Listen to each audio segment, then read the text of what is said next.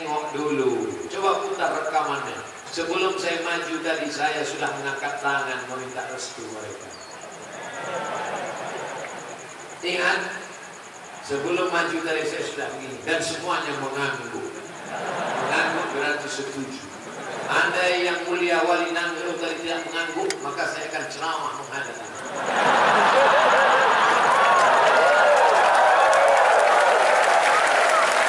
Ustaz Abdul Somad tidak sopan. Ini bumi para ulama, ini buminya Daya, ini buminya para abu, para abi, para tengku. Di sini alim ulama pakaiannya dua.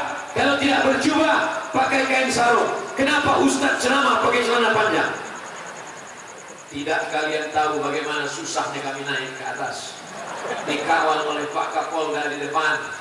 Di sebelah kanan Al-Walid Nuh, di sebelah kanan Abu Ayahanda. Susah kami kemari. Bayangkan kalau saya pakai kain sarung. Lepas tangga, siapa tanggung jawab? Itu maka saya pakai celana. Bukan karena tidak menghormati negeri Daya, negeri ulama. Jelas? Kenapa saya membelakangi? Karena saya sudah minta izin. Kenapa tak pakai jubah, tak pakai sarung? Karena ada alasan. Ini saya jelaskan supaya jangan ada fitnah dan bully-bully di antara kita. Karena tidak semua yang mendengar ceramah ini ingin mencari pelajaran dan iktibar. Banyak juga yang mengintai-intai kapan dia salah dan silap. Akan kami bully dia nanti. Jangan, karena aku sudah tahu apa yang terbetik di hati. Saudara yang dimuliakan Allah Subhanahu wa taala, menjadi orang Aceh bangga. Jangankan jadi orang Aceh, datang ke Aceh saja saya bangga. Menjadi orang Aceh kebanggaan, menjadi orang Aceh kemuliaan. Tapi menjadi orang Aceh tanggung jawabnya luar biasa. Siap menjadi orang Aceh? Kalau tak siap, malam ini juga angkat kaki pindah ke provinsi lain.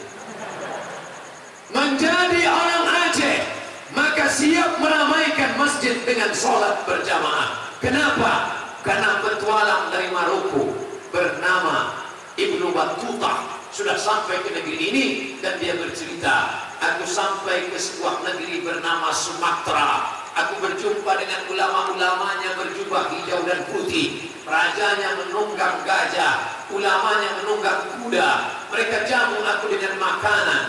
Ramai mereka turun ke jalan. Masjidnya ramai. Itu cerita lebih dari 700 tahun yang lalu. Maka sampai hari ini masjid tetap ramai. Jangankan di dalam, di luar pun melimpah ruah. Tapi ini yang datang malam ini banyak pemain naturalisasi. Kalau ingin melihat pemain inti, tengok subuh besok. Kalau jamaah masjid tetap ramai, maka bangga kita. Tapi kalau jamaah masjid pemain inti, dia yang azan, dia yang iqamat, dia yang imam, dia yang makmum. As-salatu khairum minan naum. Tak ada orang datang. Qad qamatis salatu, qad qamatis salat. Allahu akbar, Allahu akbar. La ilaha illallah. Tengok ke belakang, belum juga datang. Usolli fardhu subhi rak'ataini imaman. Udah jelas tak ada makmum, imaman juga katanya. Kenapa Bapak bilang imaman? Mungkin nanti ada makmum susulan. Allahu akbar. Ghairil maghdubi 'alaihim waladdallin. Tak ada. Mungkin nanti di rakaat kedua. Sami'allahu liman hamidah. Allahumma hdina fi man hadait. Mungkin karena tabligh akbar tadi malam lambat mereka sholat subuh.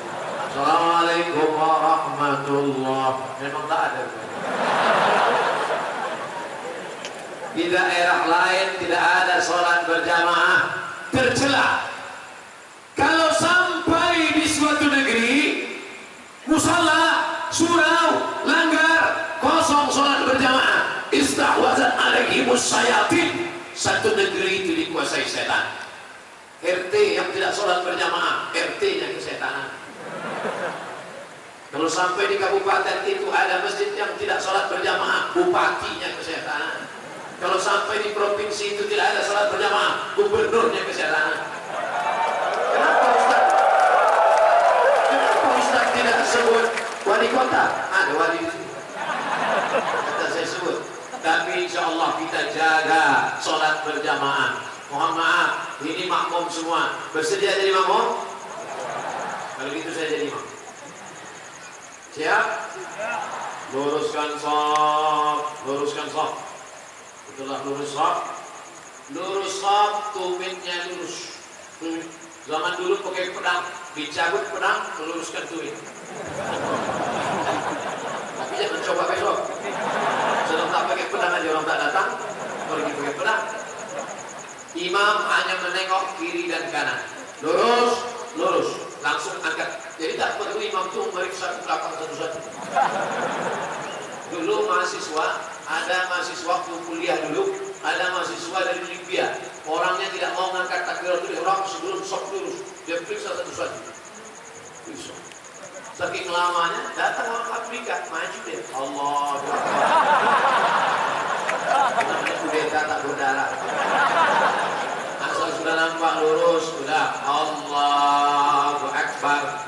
Selesai sholat, salam. Assalamualaikum warahmatullah. Assalamualaikum warahmatullah. Dua riwayat. Satu riwayat menyebut imam miring ke kanan.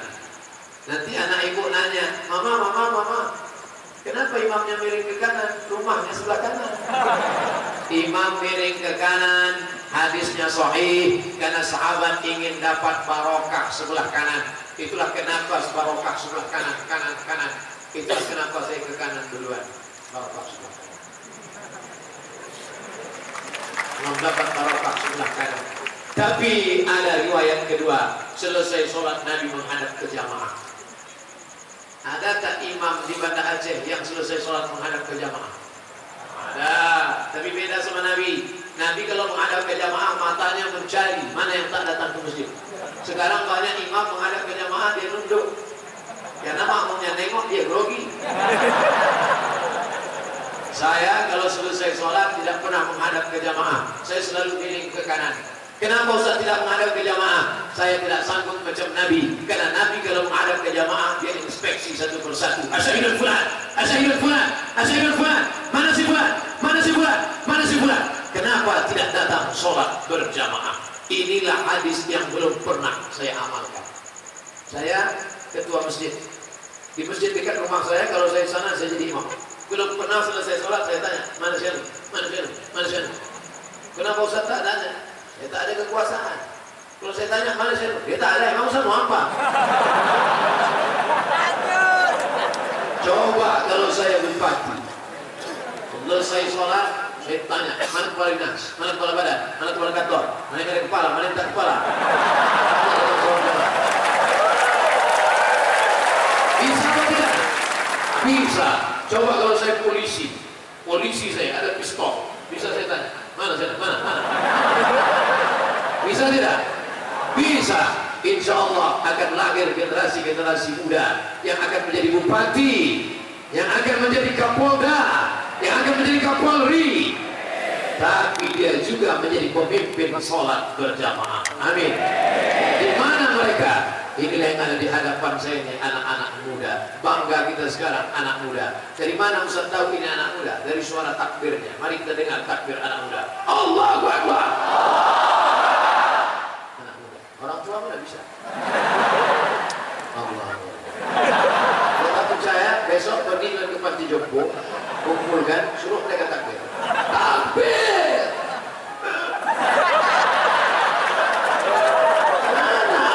Muda yang luar biasa. Siap kalian menjadi polisi? Siap menjadi TNI?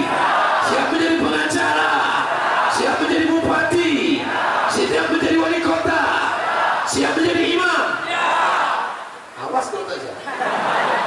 Tapi untuk latihan nanti jangan langsung imam maghrib, imam zuhur dulu. Coba dulu nanti di kampus, di sekolah imam zuhur. Pas zuhur langsung cepat. Kalau pas maghrib lambat-lambat aja. Pas zuhur itu modalnya takbir aja. Sholli fardhu zuhri 4 raka'atin imaman lillahi ta'ala. Allahu Akbar.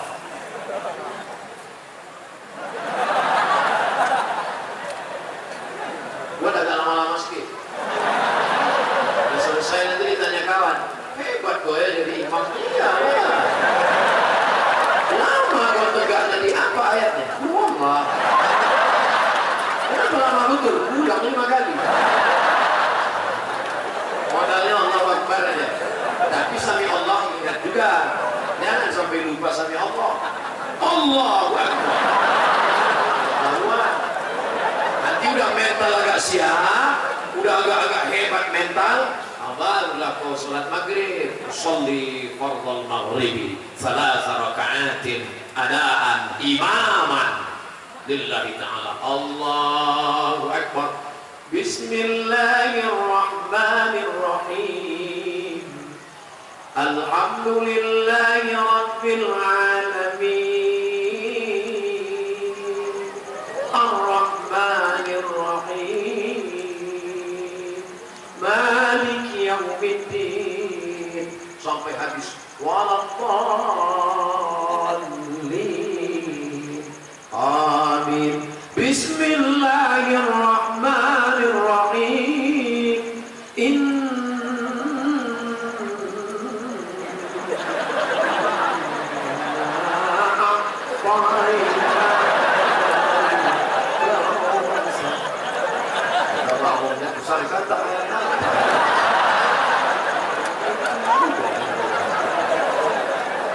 Insyaallah masjid-masjid di Aceh akan tetap ramai sehingga tak malu Ustaz Somad yang sudah mengiklankan. Kalian yang mau studi banding Bank Aceh datang, kalian yang mau buat dinas syariah datang, kalian yang mau buat perda syariah kanon namanya datang, kalian yang mau buat dinas daya datang.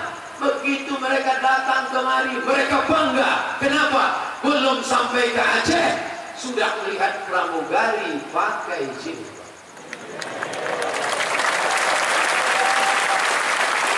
Kadang saya sebagai ustaz sudah pakai peci, pakai sorban, pakai koko, masuk ke dalam pesawat tertunduk mandi. Kenapa? Mereka pakai rok panjang, resleting belum dipasang.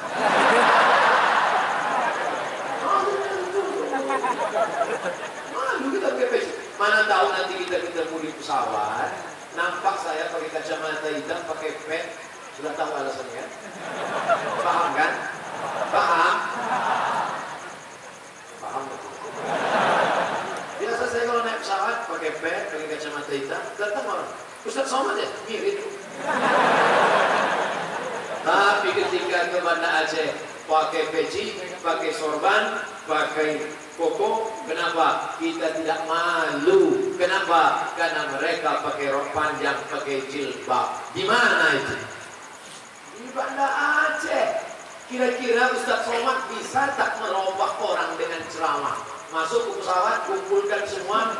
Assalamualaikum warahmatullahi wabarakatuh. Hai pramugari, takutlah kepada Allah.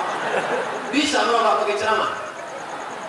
Lalu kenapa orang Aceh bisa merubah semua maskapai penerbangan yang punya pramugari pakai jilbab? Kenapa? Pakai apa? Pakai kekuasaan. Penting tak kekuasaan itu? Penting. Segenggam kekuasaan di tanganmu, pakai menolong agama Allah. Salah cuma ceramah. Dulu mau diangkat jadi wakil presiden, tak mau.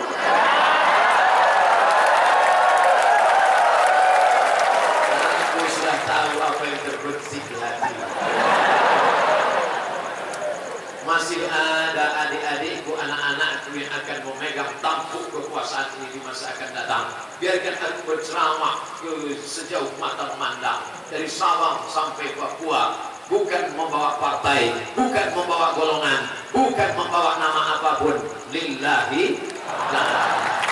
Apa yang dimuliakan Allah, Masya Allah. Dari pertama ceramah merah warna airnya, sekarang biru.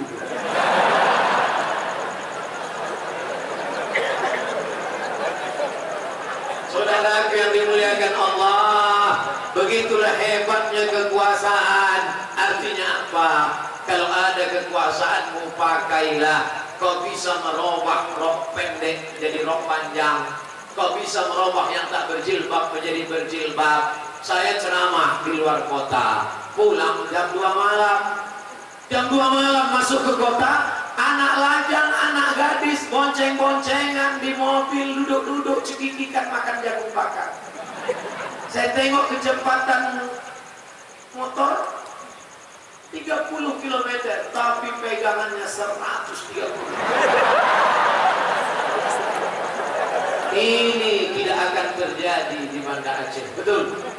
Kenapa? Karena kalau ini terjadi pasti mereka akan ditangkap oleh polisi syariah, Satpol PP syariah yang diatur dalam perda bernama kanun, dan petugasnya itu adalah wilayah Hisbah. Betul?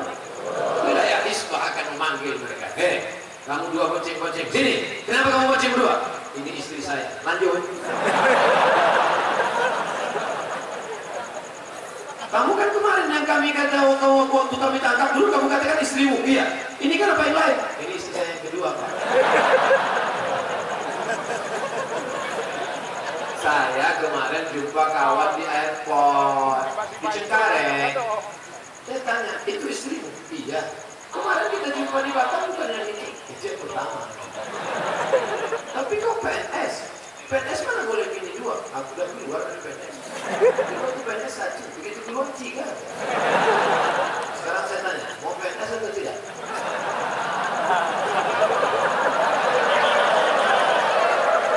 Saudara yang dimuliakan Allah Subhanahu wa taala, tamat kalian kuliah, selesai kalian S1, jangan lagi cita-cita jadi PNS. Gantungkan cita-cita mesti di bintang 6.